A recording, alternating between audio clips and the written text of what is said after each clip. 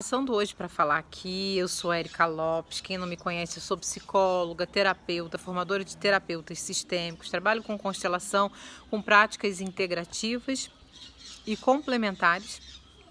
E a minha reflexão é como proteger as crianças, como lidar com tudo que está acontecendo no momento atual, com a informação da pandemia do coronavírus, com as medidas de precaução, sem sobrecarregar as crianças, né? Como a criança fica no meio disso tudo.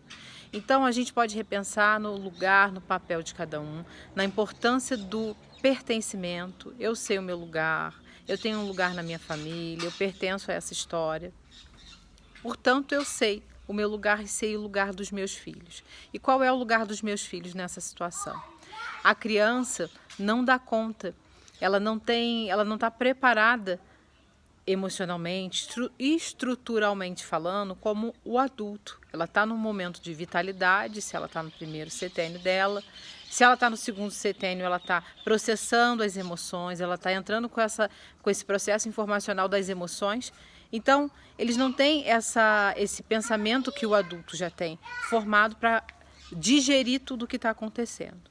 Então, se vocês puderem não ouvir noticiário o dia inteiro, evitar falar sobre isso o tempo inteiro, na verdade, se a gente pudesse reeducar com a criança, já que ela está em casa, se permitir ir para esse espaço desse inconsciente, desse lúdico, não estou falando de responsabilidade de você negar a realidade, não tem nada a ver, mas como eu lido com essa realidade, como eu consigo transpassar para o meu filho, para os meus filhos, para a minha família, que ninguém está abandonado, que ninguém está sozinho, né? O quanto eu consigo manifestar o amor, solidariedade, harmonia dentro de casa para que a criança se sinta segura.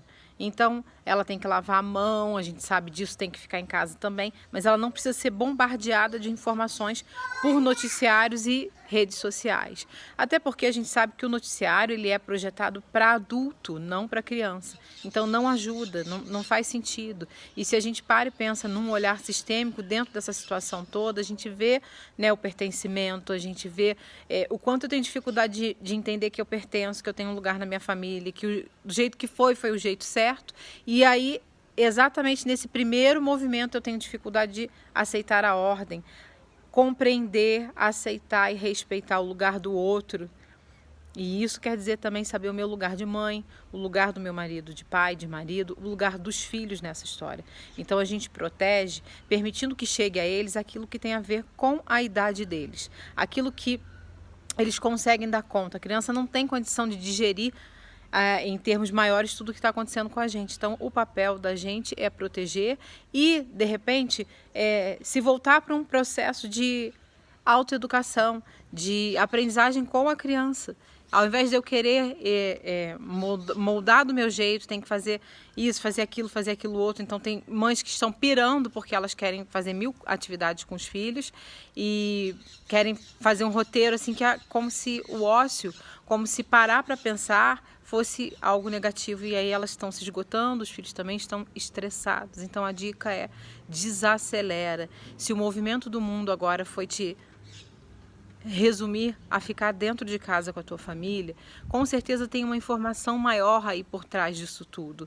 Com certeza tem um movimento maior aí de cura, de ressignificação, de reintegração, porque do contrário não estaria acontecendo. A gente realmente não está sozinho, não estamos abandonados, não estamos esquecidos, estamos em transformação. Faça isso por você. Se recolha a essa parte inconsciente, essa parte leve, essa parte suave, essa parte brincalhona da infância. Porque cultivar o medo, a tristeza, o pânico realmente não vai ajudar a passar por isso. A gente também não pode excluir o medo existe, ele faz parte. Então, dizer para o outro não pode ter medo também não está ajudando. Mas compreender que ele faz parte, que é uma emoção natural, que não existe emoção ruim, todas pertencem e todas têm uma função. E é uma função pró-vida. A questão é não se deixar tomar por isso, de tal forma que ela cresça e a gente entra em sofrimento. Então a dica é se recolher, orar, fazer prece, se conectar com Deus, com a força criadora do universo que habita em nós, que habita em todos os seres que aqui estão e que está nos protegendo, que está conosco, que cuida de nós. Ir para a leveza da criança, ir para o espiritual, ir para essa busca do o mais importante que eu tenho é o que está acontecendo aqui agora, é a minha vida, é a vida dos meus, e o que eu posso fazer com isso.